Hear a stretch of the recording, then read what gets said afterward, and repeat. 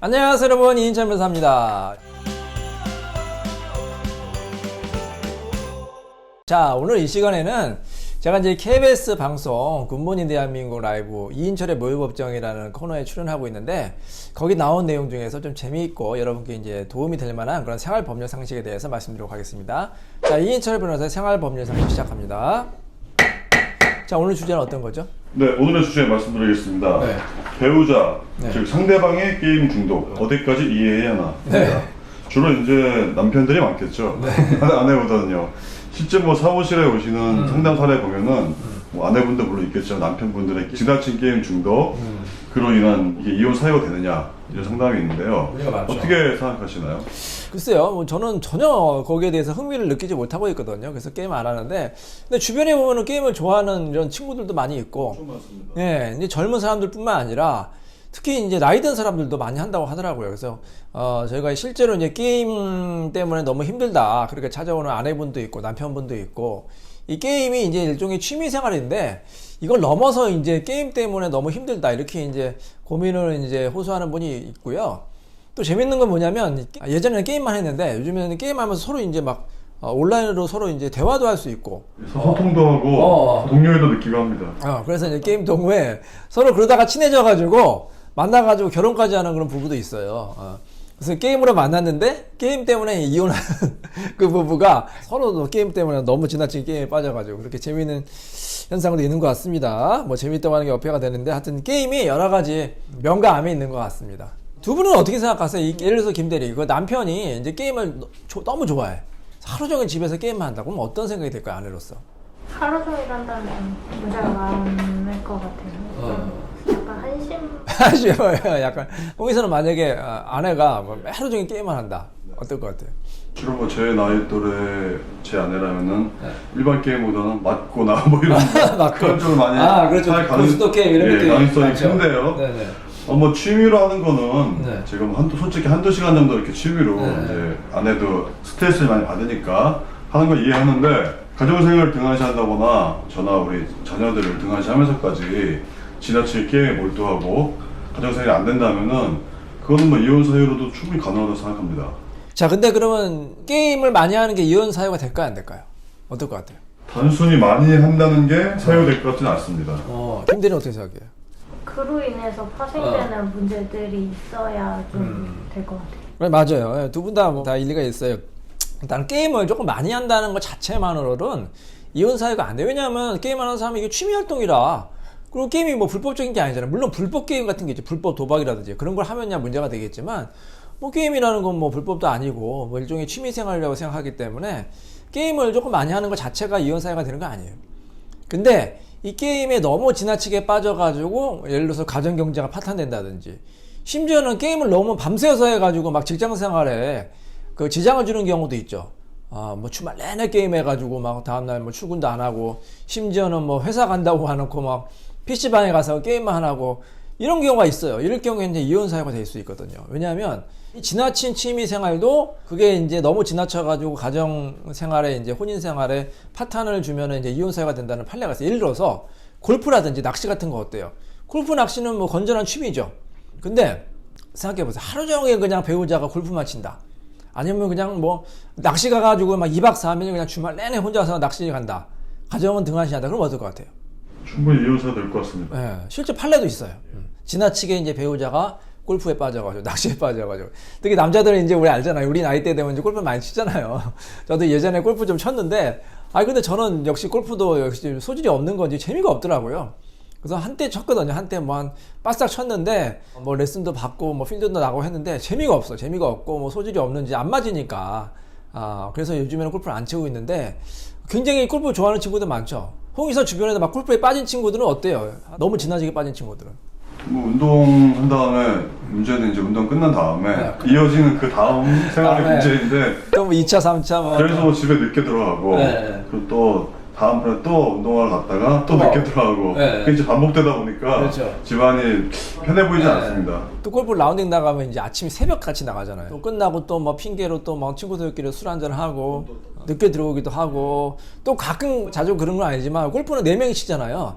남자들끼리 치는 경우도 있지만 또 거기에 또 이제 여성이 또 이제 같이 동석하는 경우도 있고, 골프 동호회, 예, 우리 상담도 굉장히 많아요.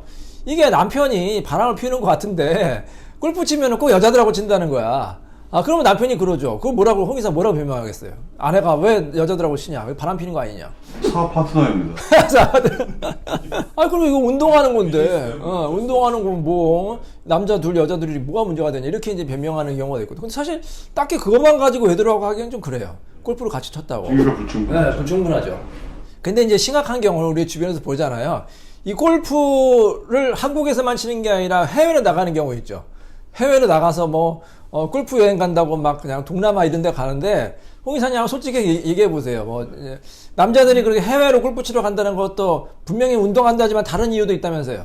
어떤 이유가 있을까요? 아, 일단은 저는 가본 적은 없었어요. 네, 다른 친구 얘기, 다른 사람. 친구들 얘기 들어보면은, 네.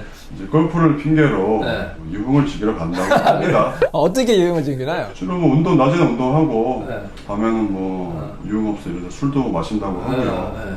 그다음에 이제 현지에 있는 또 그런 뭐 외국인들 네. 그런 분들하고 또 술도 먹고 뭐 네. 이런 얘기를 제가 들었습니다. 그러니까 낮에도 그냥 18호 놀고 밤에도 그냥 18호 놀고 그냥 굉장히 그렇게 좀 부작용이 많다고 해요. 그래서 그렇게 지나치게 빠질 경우에 취미 생활을 넘어서 지나치게 빠질 경우에는 이혼 사유가 된다. 이렇게 보시면 되겠어요. 게임도 마찬가지예요. 그래서 게임을 핑계로 해서 그냥 허구한 날 게임만 하고 직장도 뭐 등한시하고 아니면 여자 같은 경우에는 가정일도 등한시하고 그걸로 인해서 가정경제가 파탄되고 혼인생활 파탄되고 이혼 사유가 될 수가 있습니다. 또 질문이 있으신가요? 나중에 이 게임으로 인하여 상대방과 이혼 소송이 걸렸을 때 네. 소위 말하는 뭐 게임 아이템이라든가 네. 예, 재산과 같이 취급되는 네. 그러한 네. 아이템이나 여러 가지 네. 그런 것도 재산 분할에 해당이 되나요? 근데 제가 그거는 좀 잘 몰라서 그러는데 홍 이사가 잘 아시죠? 이 게임 아이템이 뭐 그렇게 뭐 비싼가요? 제가 얘기 듣기로는 어떤 아이템은 수천만 원 하는 것도 있다. 수천만 원이야 게임 아이템이. 예. 그리고 여러 명이 게임을 하기 때문에 네. 아이템을 막 사고 팔고 이렇게 아, 매매를 서로. 하더라고요. 예. 그리고 또 일정 기간이 지나다 보면은 네. 아이템의 금액이 막 올라갑니다.